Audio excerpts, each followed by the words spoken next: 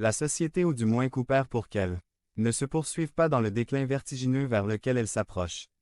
Par exemple, dans notre première lecture d'aujourd'hui, Isaïe chapitre 58, nous lisons « Voici ce que dit le Seigneur. Partagez votre pain avec celui qui a faim. Ouvrez votre maison aux pauvres. Sans abri, habillez ceux qui sont nus et ne tournez pas le dos à votre propre frère. Alors, votre lumière émergera comme l'aube et vos blessures guériront rapidement. La justice ouvrira votre chemin et la gloire du Seigneur fermera votre chemin. » Le prophète leur dit qu'il fallait avant tout établir la justice et que cela conduirait à leur restauration. Dieu honorera de sa présence divine toute société dans laquelle règne la justice. Il y a une différence entre la gentillesse et la justice. La gentillesse, c'est offrir un cadeau de Noël aux enfants sans abri qui travaillent dans les mines de charbon. La justice s'efforce, avant tout de modifier les lois et d'interdire le travail des enfants dans les mines de charbon. 2. Si le sel perd son goût, qu'est-ce qui lui redonnera sa saveur? Il ne sert plus à rien et est jeté à la rue pour que les gens marchent dessus. Dans les temps anciens, le sel était souvent mélangé à d'autres minéraux. Ce n'était pas du sel pur. Par exemple, dans une popoussa, il était mélangé à de la viande et des haricots.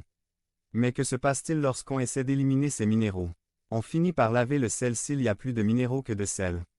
Quand cela arrivait, il le jetait dans la rue pour calmer la poussière. Perdre la saveur signifie suivre des valeurs et des objectifs qui vont à l'encontre du royaume de Dieu et de ses idéaux.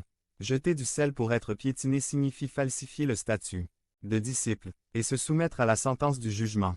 Cela entraîne des ramifications éternelles. Réparation. La prière de Fatima est celle révélée à sainte Faustine que Dieu lui a ensuite demandé d'incorporer dans le rosaire de la divine miséricorde.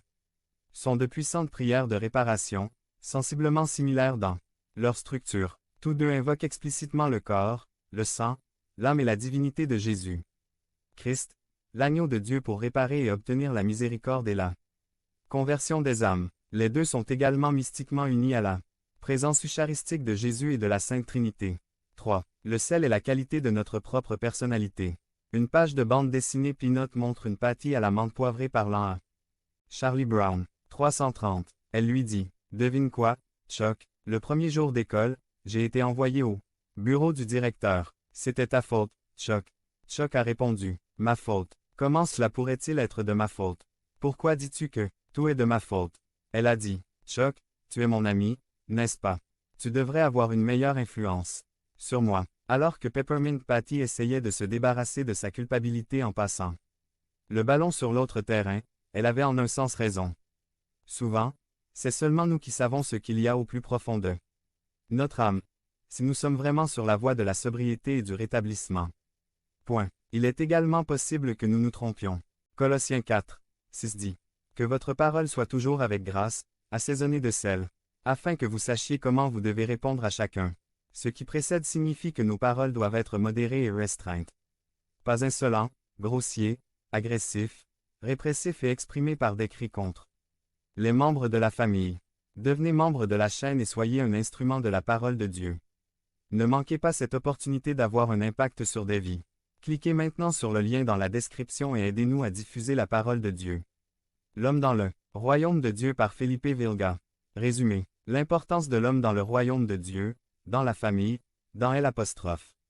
Église, dans la communauté. Formation en leadership 2017. Pasteur, Felipe J. Vilga. Formation en leadership, engagé dans l'église locale. L'homme dans le royaume de Dieu.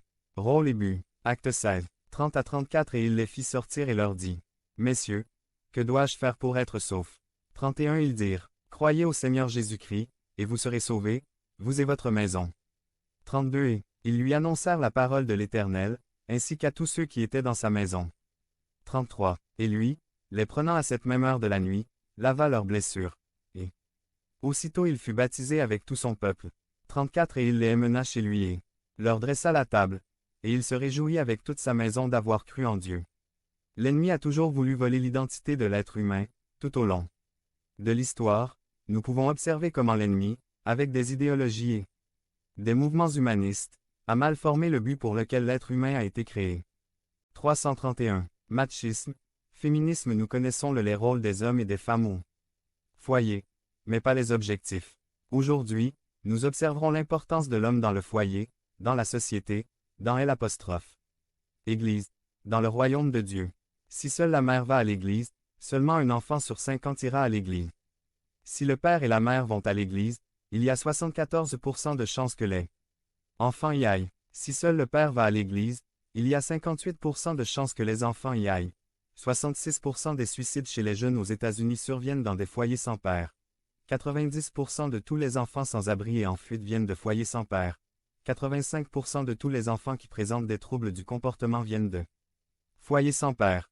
80% des violeurs motivés par une colère mal dirigée viennent de foyers sans père. 71% de tous les sortants du secondaire avant d'obtenir leur diplôme viennent de foyers sans père. 75% de tous les patients adolescents hébergés dans des centres pour toxicomanes viennent de foyers sans père. 70% de tous les mineurs placés en institution proviennent de foyers sans père. 85% de tous les jeunes incarcérés ont grandi dans un foyer sans père. Mec, tu es important. Menov Impact s'engage à apporter son soutien à l'Église locale, aux pasteurs, aux dirigeants, à chaque homme de notre région. Dans ce passage, nous pouvons voir les résultats divins de ce que Dieu peut faire lorsqu'un homme se convertit au Christ. Acte 16. 30 à 34 Et il les fit sortir et leur dit: Messieurs, que dois-je faire pour être sauvé? 31 Ils dirent: Croyez au Seigneur Jésus-Christ, et vous serez sauvés, vous et votre maison. 32 Et ils lui annoncèrent la parole de l'Éternel, ainsi qu'à tous ceux qui étaient dans sa maison.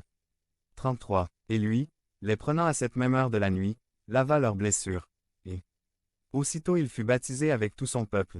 34 Et il les mena chez lui et leur dressa la table, et il se réjouit avec toute sa maison d'avoir cru en Dieu.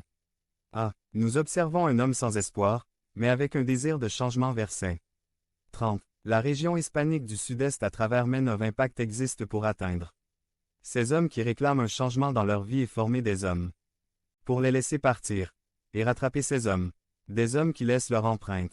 332. B. Les promesses de Dieu ne manquent pas, elles restent valables à ce jour. Verset 31. Menov Impact existe pour créer ces opportunités de changement, de défi. Pour les hommes, Dieu déchire les cieux. C'est le résultat d'un homme donnant sa vie à Jésus. Vers 33 à 34. D'un homme grossier à un homme transformé. Un homme engagé dans l'Église. Un homme qui apporte du bonheur chez lui. Remarquable. Mission. Que chaque homme devienne un homme de Dieu, un homme d'impact. Tant dans leur famille que dans leurs églises et leurs communautés. 1. Timothée 6, 11. Vision. Équiper chaque homme d'un message transformateur et visionnaire. Afin qu'il découvre son but et sa vision dans la vie et devienne l'homme de Dieu pour lequel Dieu l'a créé. Peut être un fidèle disciple et témoin du Christ. Se connecter stratégiquement avec d'autres hommes pour accomplir la grande mission. Les hommes d'impact, les hommes de Dieu seront de meilleurs maris, de meilleurs pères, de meilleurs dirigeants. Éphésiens 4, 13. Menov Impact réitère l'engagement à créer des opportunités où les hommes sont rechargés avec une double portion. En 2017, il y aura une opportunité où les hommes se rassembleront pour pousser un cri. Pour nos vies, nos familles, notre Église et notre communauté. Ézéchiel 22, 30 J'ai cherché parmi eux un homme pour les défendre. 1. Homme pour se tenir entre eux et moi et les protéger comme un mur. 1. Homme qui me prie pour eux afin que je ne les détruise pas.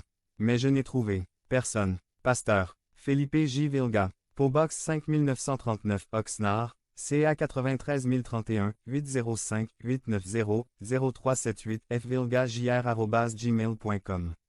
Église de Dieu Région Sud-Ouest www.mujeresdeimpacto.com. Devenez membre de la chaîne et soyez un instrument de la parole de Dieu.